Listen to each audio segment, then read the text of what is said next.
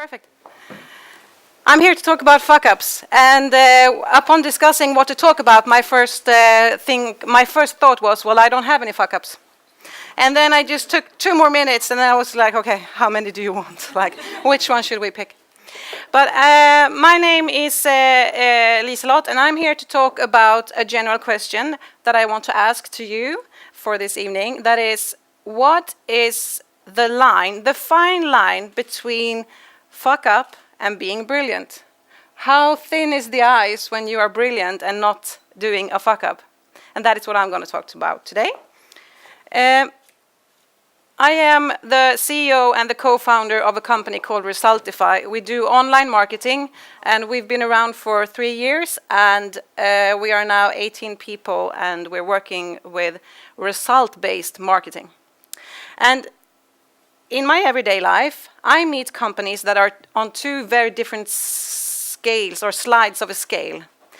I meet the companies where it's very obvious that everyone is so afraid of fucking up. So they put massive amounts of money and hours and efforts into not fucking up. And I see that they waste, those are the companies where they take in all of the prize-winning award agencies, and where they do all of these researches before they do anything.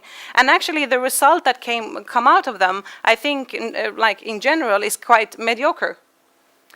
Then we have the organizations and the companies that I also meet that they believe that they are brilliant, but they do fuck-ups all the time.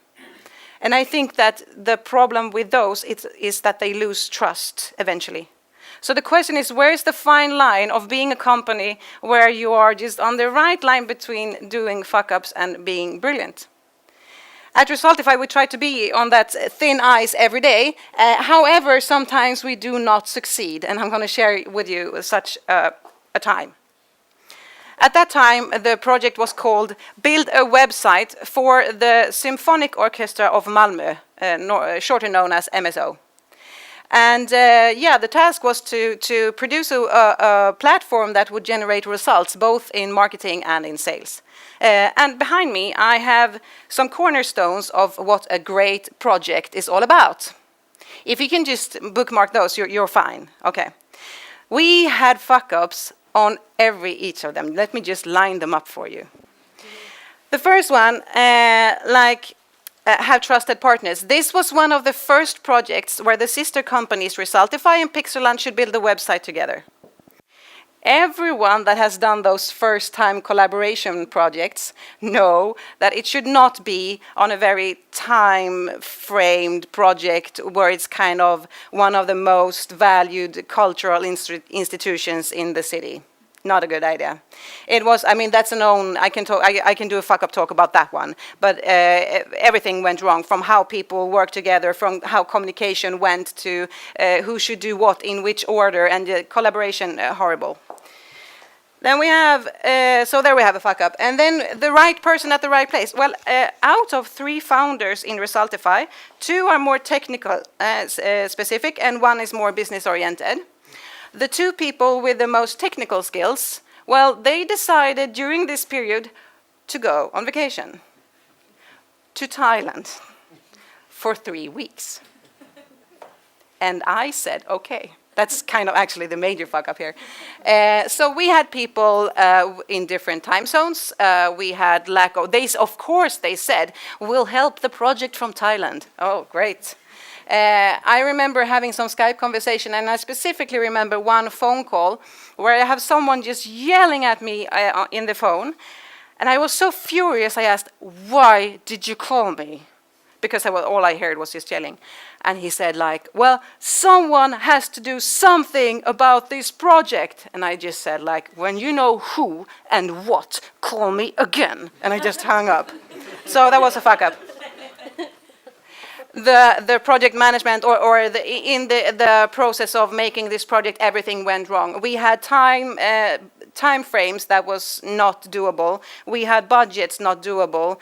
We did not do these things that you see down there. So we had a project manager sitting up here called Eric, who was trying to keep everyone happy, and this was one of those projects where you cannot. So we just lost perspective, I think, in all parts of the the production in this. We just lost perspective of what we could possibly be doing. Tight dialogue with the client. Well, hell yeah, because this client is a really demanding one. They want the best of everything, and as time went by and they learned more about the project and what it would mean for them, they just demanded more. So it was really tough to keep up with their expectations that grew along the project. So that, and again, Eric was trying to keep everyone happy. Not possible in this case. Again, a fuck up.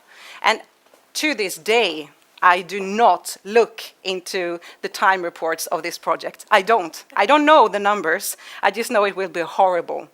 So if I would compare the time spent and the invoices sent, I would just cry. So I don't. So we had fuck ups everywhere. And this is actually almost a year ago now. And I must say, by that time, life was not very funny. I could see that Eric was not feeling great. Self-esteem down the boots. And I was starting to hesitate, like many of you just talked about, starting to hesitate whether, are we doing the right thing? I mean, the 3 founders of Resultify, we all came from web production companies. We know how to build websites. That's just one slim thing of what we do. So, hey. But I was like, maybe we don't know what we do. I have a degree in computer science. I was starting to hesitate whether I actually have one or not. Do I know what I do at all? And it was a time, we hated this project. To mention it within the 4 walls was to mention the war. We hated it. We don't want to talk about it. Then one day, there is an invoice on my table. And Eric has a suggestion that we would sign up for the Swedish Design Award with this website. And given the feeling in the stomach, given the picture that you have behind, given the good economy that was not there, given what I thought we would have to do in order to actually compete in that competition, I took the only right decision. I said no. Then we have another small fuck up. More, which is that the economy process didn't work. So although I said no, the invoice was paid. Okay. So now we have a situation where we just decide, based on this and based on where we are and how we feel, etc., we just took one really big decision, and that was, we just have to win this. Okay. So we did marketing by the book. Online marketing is what we do. We started to fix the finish of the website so we would be happy with it. We did marketing offline and online. We did a TrueView YouTube campaign. You cannot see it here, but there was annotations in it, say like vote here, vote here. So we just massively produced an online marketing campaign for this. The client is then MSO, and they have access to everyone working at Malmö Stad, which is quite a lot of number of people. And then they worked that kind of network. We worked the online network, and we were just like, we are going to win this. In October, we were in Stockholm, and by that time, Eric had resigned from Resultify. Not perhaps entirely of the project, but maybe partly because of the project, I don't know. But actually this evening, we feel that there is a high stake there. We are really nervous. And at that evening, we win. And given what I just told you and how we felt about this project, and I think actually my reaction here is kind of modest, I must say, given how all of the situation and the background of it. And as you can see, my eyes, I'm just looking at the people that we were doing this with, my colleagues and the client who's sitting next to me. I'm just like, what the, yeah. Now we still work with Malmö Symfoniorkester, and actually the CEO of Malmö Symfoniorkester went to another similar place in Jönköping and took us with us. So business-wise, it's been really great ever since. But However, there was some really, really hard time that was not so funny like a year ago. And so learnings that we have in Resultify now from this project is that we do discuss, before taking on a project and a new client, we do discuss how demanding will this project or client be. Do we have resources enough in order to know that, because we have some clients in right now where we know that they're probably going to be a fuck up or two. But we have to make sure we have resources enough to put the heaviest muscles in it. Otherwise we cannot not all projects can be on that thin ice. That would just kill us. Quality is never forgotten. It's kind of interesting that people do forget the heavy time frames, people do forget the bad economy, people do forget all of the hassles that we had, as long as the outcome and the quality of it is good. So the quality and the last part of a project, I have learned, the last part of a project is always the most important.